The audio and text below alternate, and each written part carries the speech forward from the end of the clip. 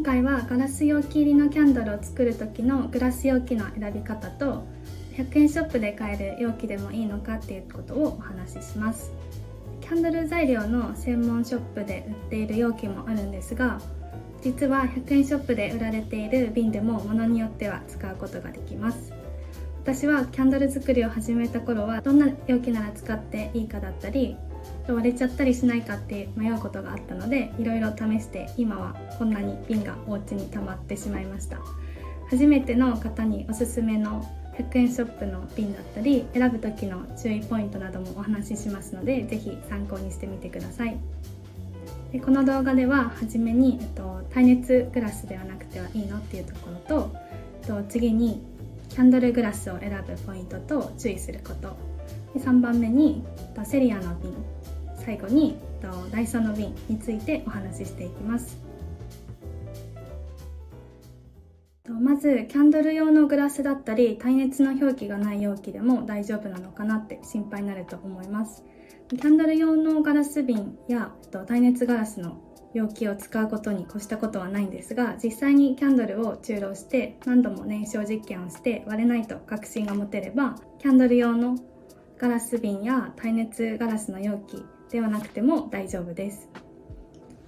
安全性を担保するためにキャンドル作りにはキャンドル専用の容器だったり耐熱の方がいいっていう方もいらっしゃるので、完全に大丈夫って保証はできないんですけれども、キャンドル用ではないグラスで作るときは初めは細い芯から使って火が強くなりすぎないように十分に気をつけて実験しながら使ってください。まずキャンドル用のガラス瓶を選ぶ時のポイントと選ぶ時に注意することとして、容器の底が平らで安定しているものを選んでください。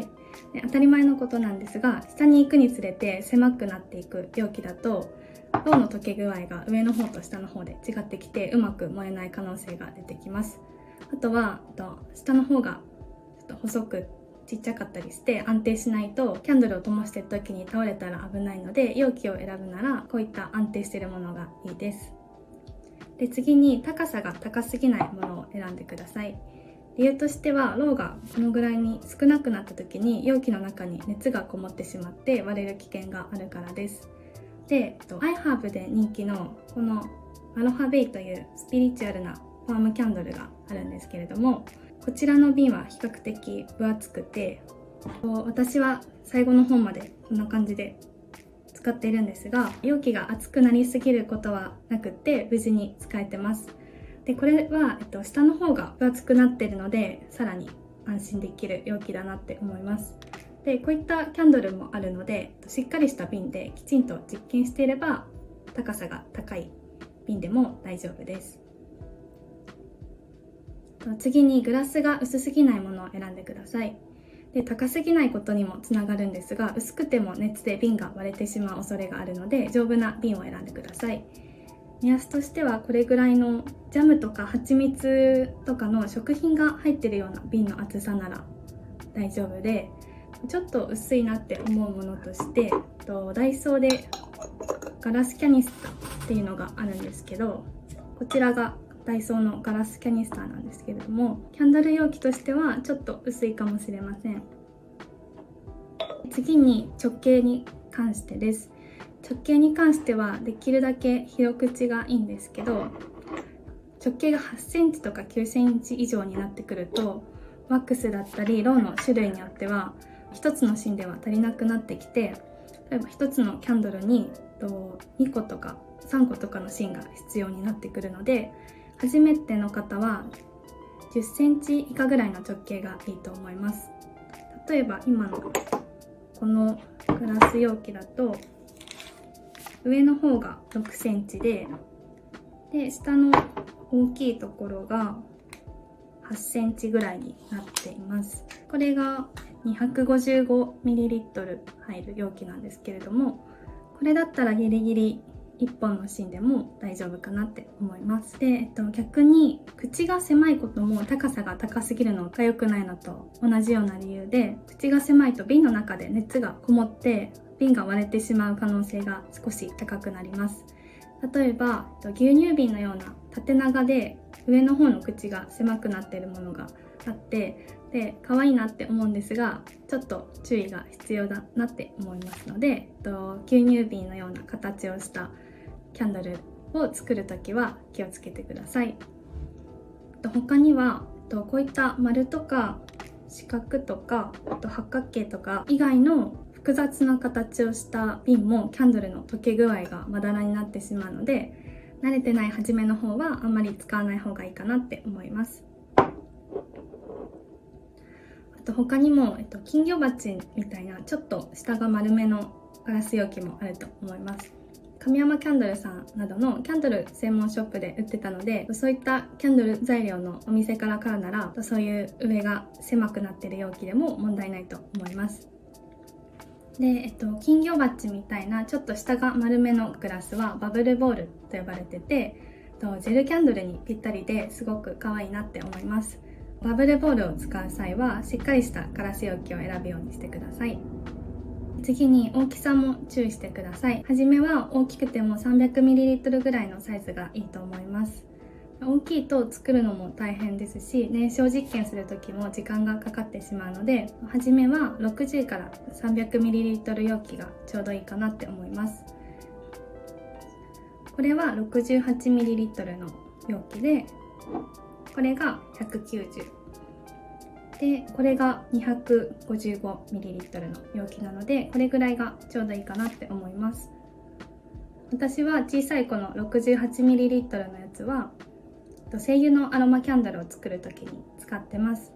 精油は香料よりもややお高めで、香料ほどドバドバ使えないので、この容器で精油で作ったソイキャンドルを入れて、お風呂とかでじっくり楽しむようとして使っています。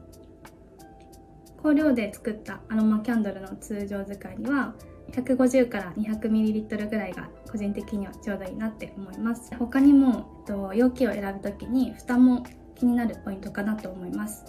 蓋に関してはスチールとかブリキの金属だったり、他にもコルクとか竹などいろいろあります。で、アロマキャンドルの場合は香りを閉じ込めるためにあった方がいいと思います。で、蓋の素材としては火をつけたまま蓋をすることはないと思うので、どんな素材でもいいと思います。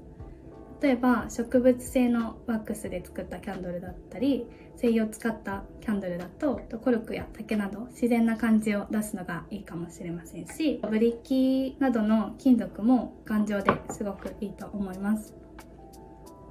飾り付きのキャンドルとか、キャンドルの上にお花が乗ってたりするデザインのキャンドルがあると思うんですけど、そういった時は蓋がない方が可愛らしかったりもするので、お好みで選んでみてください。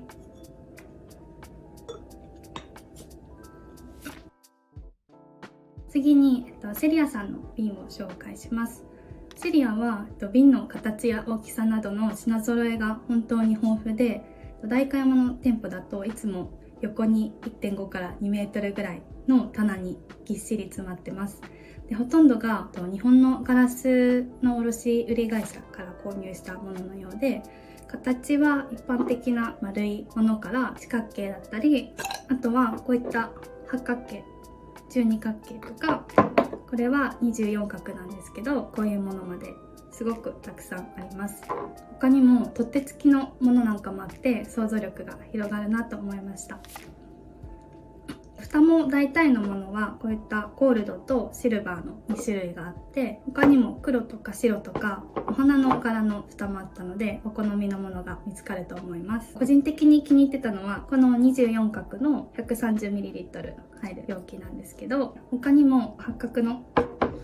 小さいものとか190のと255などいろいろ試しました。で、こういった角がたくさんあるのは火を灯すと光がこう拡散されて光沢のあるテーブルだったり、あとはバスルームなどに置くと綺麗に反射します。こんな感じでテーブルに光が反射するのが良くて、夜使うのにとても気に入ってたんですが、ラベルを貼ろうと思った時にちょっとガタガタして綺麗にラベルを見せるのが難しいなって思いました。ただ角のあるガラス容器もすごい素敵なので、いつか販売してみたいなって思ってます。で、これは、円柱の瓶なんですけど、キャンドル教室のレッスンでちょうど同じようなものを使っていました。なのでセリアの円柱の瓶もすごく使いやすいと思います。セリアの瓶は後ろのラベルを見るとわかるんですけど、株式会社のクレンリーさんっていうところの日本製のガラスのようでして、たくさん買う方はこのクレンリーさんのサイトから直接買うのが種類もより豊富で卸売価格でいいと思います。このグラスは電子レンジ不可って書いてあるので、冬場にそういうキャンドルを作る時にひび割れ防止なのでグラスを中炉前に少し温めることがあって、でたまに電子レンジで温めるっていう方もいると思うんですが、このセリアの容器の場合は電子レンジには入れない方が良さそうなので、中炉前はエンボスヒーターなどで温めるといいと思います。こんな感じでセリアにはたくさんの瓶があるので、ぜひ好きなものを選んでみてください。次にダイソーさんの瓶なんですけど、ダイソーにはセリアと同じようなこういった円柱のジャム瓶のようなものがいくつかあったので、それがキャンドル容器として使えそうでした。で、ダイソーには耐熱表記のものもあって、こちらのガラスキャニスターなんですが、ここに耐熱120度って書いてあります。これは240なんですけど、この1個ちっちゃい150と、あと大きめの 500ml のものなどいろんな大きさがあって、竹の蓋とステンレスの蓋があって、オンラインのダイソーでも販売されています。こういったスクリュータイプの蓋ではなくて、かぶせるタイプの薄い蓋で見た目がすごく可愛いなって思ったんですが、ちょっと初めに説明したようにちょっとガラスが薄いので、火を灯すと瓶が高温になってしまって少し危ないと感じました。耐熱の120度の容器があって、実際にこれでキャンドルを作って最後まで使ってみて、熱で割れてしまうってことはなかったんですが、容器が熱くなってしまってたので、私はこれをキャンドルの容器として使うのはやめています。で、この1個小さい 150ml のサイズを小物入れとして使ってたんですが、すぐに割れてしまいました。安定した場所で小物入れなどとして使う分には良さそうなんですが、キャンドル容器にはあんまり向いてないかもしれないです。でも燃焼実験次第では問題ない場合もあると思うので、こういったグラスもいろいろ試して使ってみてください。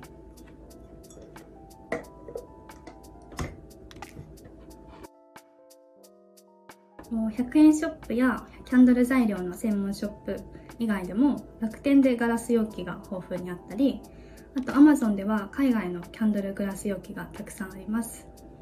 一度にたくさん買う場合は卸売のガラス屋さんからサンプルなどをいくつかもらって燃焼実験後に一気に注文することもできるので、販売の方はそれがおすすめで、ネットでガラス容器卸売とかジャム瓶卸売とかガラス容器業務用とかで調べるとたくさん出てきます。で、有名なところで言うと瓶市場 .com さんとかガラス瓶 .com さんなどかなって思います。で、先ほど説明したこのセリアで買ったガラス瓶なんですけど、セリアでは1個で110円だったんですけど、卸売価格だと1個32円になってたりするので、ぜひチェックしてみてください。